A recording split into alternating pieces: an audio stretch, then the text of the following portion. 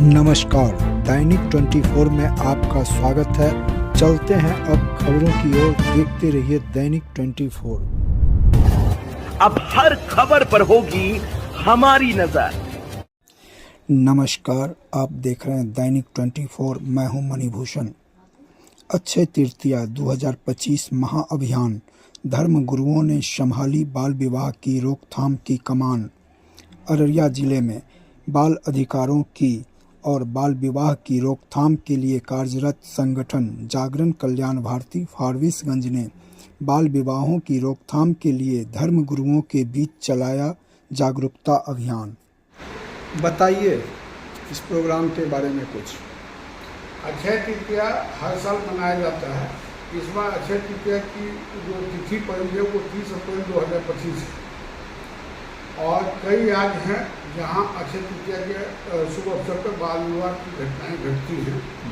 तो बिहार भी उस राज्य में आता है जहां बाल विवाह होने की संभावना रहती है।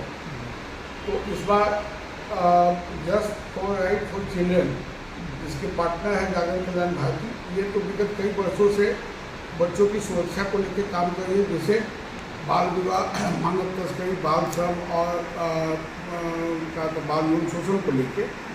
तो अक्षय तृतीया पे जो इस बार अभियान है वो राष्ट्रीय बाल संरक्षण आयोग नई दिल्ली के निर्देशानुसार संपूर्ण देश में ये कार्यक्रम आयोजित किया गया है।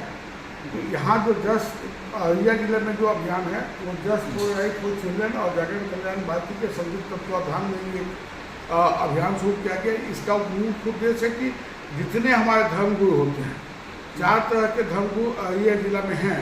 एक तो मौलवी साहब हैं, दूसरा पंडित जी हैं, तीसरा पादरी जिसको फादर भी कहते हैं, और चौथा जो हमारे गुरु ग्रंथ साहब को मानने वाले सिख हैं, वो है। तो 4 धर्म के लोग अररिया जिला में निवास करते हैं।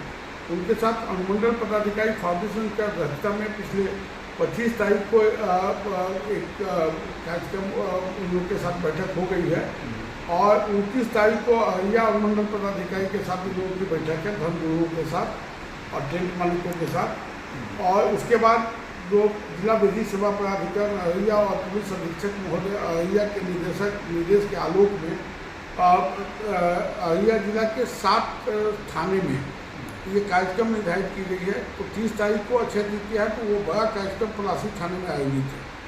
उसके बाद 1 तारीख को कुर्साकांटा में है, 2 को बतनाहा में है, 3 को नरपतगंज में है, 5 को भरगामा में है। तो इस तरह से ये अवेयरनेस का, क्योंकि बाल विवाह अधिनियम 2006 देश में लागू है 6 से, और उसके लिए CMPO child marriage protection officer अनुमंडल पदाधिकारी होते हैं और उनको मार्च पावर है। और पंचायती राज व्यवस्था में मुखिया को विवाह पंजीकरण पदाधिकारी भी बनाया गया है।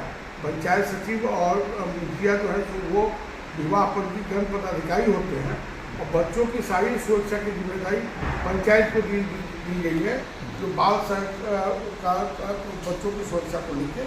तो मुखिया के अध्यक्षता में CPC का गठन है और वार्ड की यदि हम बात करें पंचायत के वार्ड का, तो वार्ड लेवल का वार्ड सदस्य की अध्यक्षता में कमेटी गठित है। यदि किसी बच्चे का बाल विवाह होता है, बाल यौन शोषण होता है, बाल श्रम होता है या मानव तस्करी होता है उस पंचायत में, तो यदि मुखिया जी एक्शन नहीं लेते हैं तो supreme court, honourable supreme court का जो निर्देश है उसके हिसाब से मुखिया जी के ऊपर ही कानूनी कार्रवाई करने का प्रावधान है। तो हम लोग मुखिया जी को भी जनप्रतिनिधि हैं, क्योंकि हमारे यहाँ कई जनप्रतिनिधि हैं जो पढ़े लिखे थोड़ा कम हैं, उनको भी अवेयरनेस के माध्यम से, और समाज भी हमारा पढ़ा लिखा कम है तो उसको भी जागरूकता के माध्यम से, कानून अपने जगह पे है लेकिन समाज को जागरूक करने का मुख्य उद्देश्य कि जागरूक यदि हम करते हैं तो हम बाल विवाह का प्रतिशत घटाने में 2030 तक, अभी जो आंकड़ा है वो 23.5% है बाल विवाह की घटनाएँ, और हम 2030 तक तो हम just for right for children और जागरण कल्याण भारती और राज्य सरकार और केंद्र सरकार और जिला प्रशासन के साथ मिलकर इसका प्रतिशत 5% पर लाने के लिए हम लोग प्रयास कर रहे हैं कि 2030 तक 5% इसका अनुपात आ जाए। तो क्योंकि बच्चे का पढ़ने की उम्र होती है, उनको मौलिक अधिकार है कि उनको शिक्षा से जोड़ा जाए और सभी बच्चों को स्कूल जाना अनिवार्य कर दिया गया है। इसके लिए भी कानून है। लेकिन आप भी देखते होइएगा कि मीडिया साथी, आप जब क्षेत्र में समाचार संग्रह करने के लिए जाते हैं तो आप वहाँ देखते हैं कि आपको बच्चे स्कूल में नहीं जाके खेतों में और कहीं दूसरी जगह काम करते हुए देखते हैं। तो आप लोग भी समय समय पर समाचार प्रकाशित करते हैं, तो उससे हम लोग को फ़ायदा ये होता है, प्रशासन को भी और सिविल सोसाइटी को भी, कि हमको सही बात की जानकारी आपके माध्यम से मिलती है कि उस बच्चे के कल्याण के लिए हम लोग आगे कार्य योजना बनाते हैं और उस बच्चों के कल्याण के लिए कार्य करते हैं।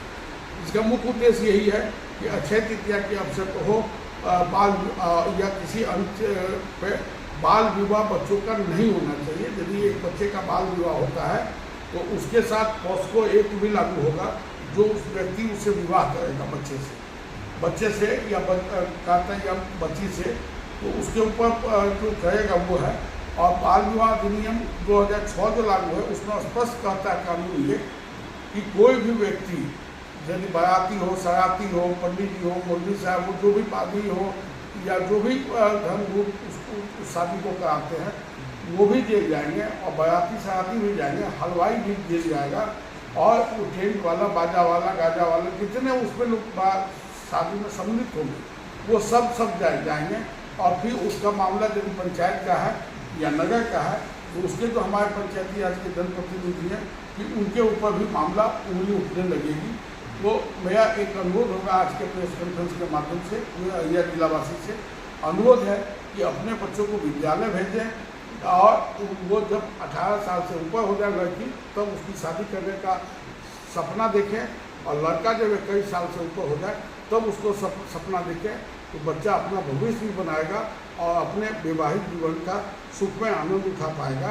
तो ये अपील है जनवासी। आपका परिचय? मेरा नाम संजय कुमार, अध्यक्ष जागरण कल्याण भारती फाउंडेशन।